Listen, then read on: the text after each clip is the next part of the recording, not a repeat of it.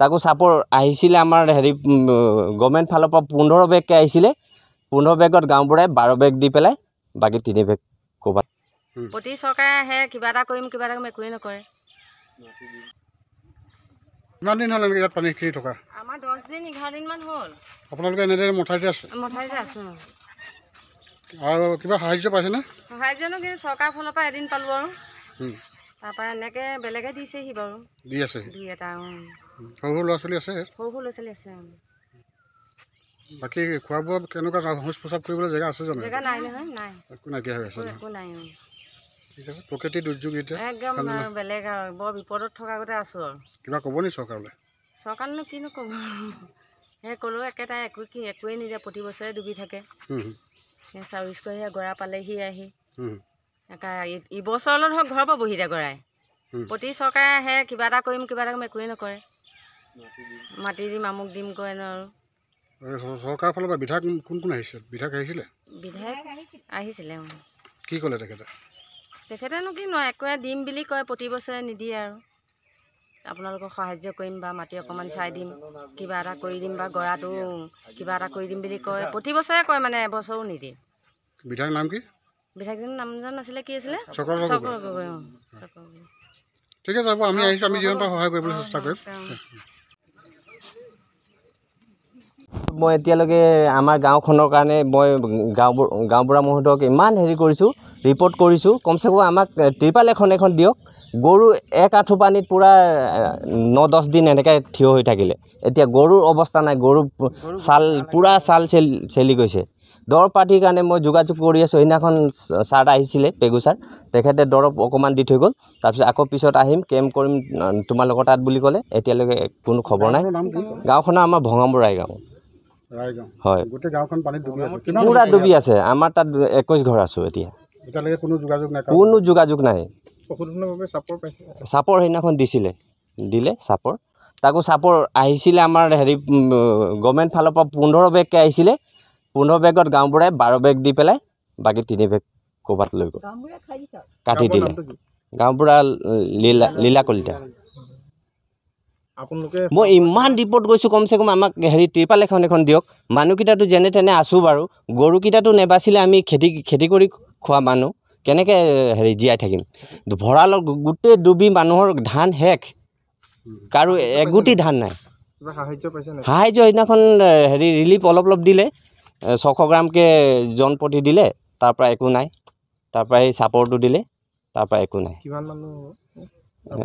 আমাৰ তাত প্ৰায় 70-80 জনমান হ'ব মানুহ 21 ঘৰত আছোঁ হয় এতিয়াও আলিতে মানে এআঁঠু পানী হৈ আছে সেই তাৰপৰা দেখিলে গোটেই মানে জলাশয় আছে মানে পূৰা সাগৰ সমুদ্ৰ এনেকুৱা হয় আমি বৰগুৱা প্ৰেছ ক্লাবৰ হয় আৰু আমাৰ লগত আহিছিল ডিব্ৰুগড় লায়ন্স ক্লাবৰ এটি দল আমি আহি আজি ভঙামুৰৰ যি বানপীড়িত ৰাইজ তেওঁলোকৰ শিবিৰত আৰু তেওঁলোকৰ গাঁও আৰু তেওঁলোকৰ ঘৰবোৰ আমি পৰিদৰ্শন কৰিলোঁ আমি দেখা পালোঁ যে তেওঁলোক এক চূড়ান্ত দুৰ্যোগৰ মাজত বসবাস কৰি আছে এইকেইদিন আৰু এই বানপানীয়ে তেওঁলোকক সাংঘাতিকভাৱে জুৰুলা কৰি পেলাইছে এতিয়া জানিব পাৰিছোঁ তেওঁলোকৰ যথেষ্টখিনি পশুধনৰ মৃত্যু হৈছে আৰু প্ৰায় ইয়াত 150 মান ঘৰ তেওঁলোকে গৃহহীন হৈছে আৰু শস্য পথাৰ ভঁৰালৰ ধান পৰ্যন্ত উটি গৈছে প্ৰেছ ক্লাবৰ সহযোগত আমি ভগামুৰ এই অঞ্চলত আহি বান সাহায্য শিবিৰত আহি উপস্থিত হ'লোঁ আৰু ইয়াত আহি আমি তেওঁলোকৰ সাহায্যৰ অৰ্থে আমি কিছু খাদ্য সামগ্ৰী বিতৰণ কৰিলোঁ আৰু ইয়াত আহি এটা কথা বুজি পালোঁ যে বুঢ়ীদিহিঙৰ গৰাখহনীয়া তেওঁলোকৰ কিছু ঘৰ দুৱাৰ ইতিমধ্যে খেতিপথাৰ প্লাবিত কৰিছে আৰু এই ক্ষেত্ৰত আমি লায়ন্স ক্লাবে সম্পূৰ্ণ সহযোগিতা আগবঢ়াইছোঁ অনাগত দিনতো আমি বিশেষভাৱে আৰু স্বাস্থ্য পৰীক্ষা শিবিৰ ইয়াত অনুষ্ঠিত কৰিম যিহেতু পানী শুকোৱাৰ পিছত হয়তো ৰাইজৰ নিশ্চয় স্বাস্থ্য পৰীক্ষা প্ৰয়োজন হ'ব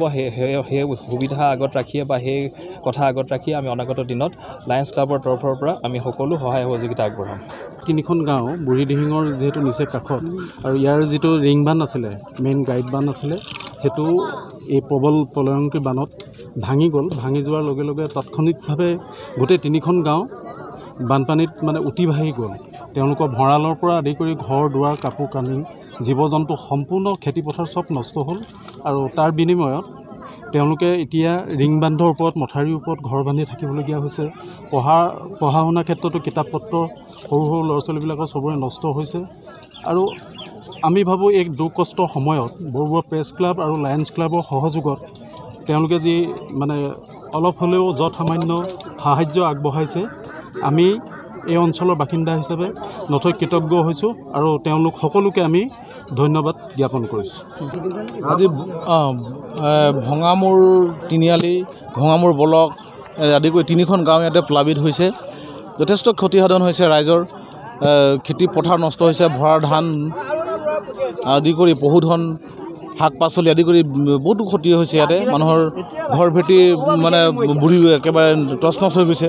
গতিকে এইখিনি আমি দুখৰ সময়ত দুখৰ সমভাগী হ'বলৈ আহিছোঁ। মই ভাৰতীয় সামঞ্জস্য সংঘ ৰাজ্যিক সমিতিৰ ফালৰ পৰা লায়ন্স ক্লাব আৰু বৰবৰুৱা প্ৰেছ ক্লাবৰ লগত যুটীয়াভাৱে যি কাৰ্যসূচীটো অনুষ্ঠিত কৰিছিলে, ইয়াতে আমি ভাৰতীয় সামঞ্জস্য সংঘৰ তৰফৰ পৰাও ময়ো অলপ ইয়াতে সমভাগী হৈ সহযোগ কৰি আজি আমি ইয়াতে চাউল হওক, দাইল হওক, আলু, পিঁয়াজ, কইল হওক, মমবাতি, বিস্কুট হওক আদি কৰি আমি যিখিনি পাইছোঁ আৰু আমি সামান্য পৰিমাণে কিঞ্চিত পৰিমাণে দুখৰ সমভাগী হ'বৰ কাৰণে আমি আহিছোঁ আৰু সহায় কৰিছোঁ। এই মোক ক'বলগীয়া বিশেষ নাই। দুখৰ সময়ত এইখিনিয়ে কৰিছোঁ আপোনালোকক। ডাইৰেক্ট ক'ম। নমস্কাৰ। আপোনালোকে বৃহত্তৰ প্ৰেছ ক্লাব বৰবৰুৱা হওক বা ডিব্ৰুগড়ে হওক, মানে গোটেই প্ৰেছ ক্লাবে আহি আপোনালোকে আমাৰ এই ভঙামূৰ ভিতৰুৱা অঞ্চলত যি বানবিধ্বস্ত অঞ্চল, ইয়াত যে আহি আপোনালোকে দুখ সুখৰ সমভাগী হ'ব ল'লে বা আপোনালোকে আমাৰ এই অৱস্থাৰ মানে বুজখিনি যিখিনি এই অৱস্থাখিনি চৰকাৰক জনাবৰ কাৰণে আপোনালোকে যিখিনি ব্যৱস্থা কৰিলে,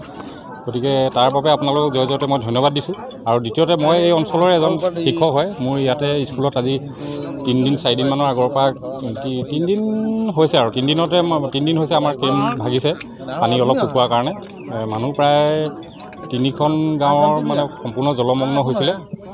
তাৰ ফলত মানে বহুতখিনি আমাৰ ইয়াত ক্ষয় ক্ষতি হ'ল। এই ক্ষয় ক্ষতিখিনি অৱশ্যে চৰকাৰৰ ফালৰ পৰা মানে বিভাগীয় মানে যি জিলা প্ৰশাসনেই হওক বা আমাৰ বিভিন্ন ধৰণৰ NGO বিলাকে আহি আমাৰ ইয়াত যথেষ্টখিনি সহায় সহযোগ আগবঢ়াইছে। মানুহখিনি যিখিনি বানবিধ্বস্ত হৈ আছিলে, বৰ্তমান তেখেতসকল শিবিৰৰ পৰা ঘৰলৈ গৈছে যদিও সম্পূৰ্ণ বিপদমুক্ত নহয়। অহা কালিলৈ আমাৰ ইয়াতে এটা জিলা প্ৰশাসনৰ ফালৰ পৰা এটা স্বাস্থ্য শিবিৰ দিছে। এই স্বাস্থ্য শিবিৰত মানে যথেষ্টখিনি মানুহ ইয়াতে মানে যিখন গাঁও জলমগ্ন হৈছে সকলো মানুহকে আমি ইয়ালৈ আমন্ত্ৰণ জনাইছোঁ। তেখেতসকলে স্বাস্থ্যবিলাক মানে নিজৰ পৰীক্ষা কৰিব পাৰিব। গতিকে আপোনালোকে আহি যে আমাৰ ইয়াতে এইখিনি খবৰ ৰাখিছেহি বা আজি এতিয়া আপোনালোকৰ লগত ধৰক আমি বিশেষকৈ আমাৰ লায়ন্স ক্লাব ডিব্ৰুগড় লায়ন্স ক্লাবেই হওক বা বৰবৰুৱা প্ৰেছ ক্লাবৰ ফালৰ পৰা আপোনালোকে আহি আমাৰ ইয়াত যে মানে এই দুখীয়া যিখিনি মানুহ বানবিধ্বস্ত মানুহখিনিক যে খবৰ ল'লেহি আৰু কিছু পৰিমাণে আপোনালোকে দুখ সুখৰ সমভাগী হৈ কিঞ্চিত হ'লেও কিবা এটা তেখেতসকলৰ অকণমান মুখত অন্ন দিবলৈ আহিলে, তাৰ বাবে আপোনালোকক আমাৰ এই অঞ্চলৰ মই এজন শিক্ষক হিচাপে মই আপোনালোকক কৃতজ্ঞতা জ্ঞাপন কৰিছোঁ।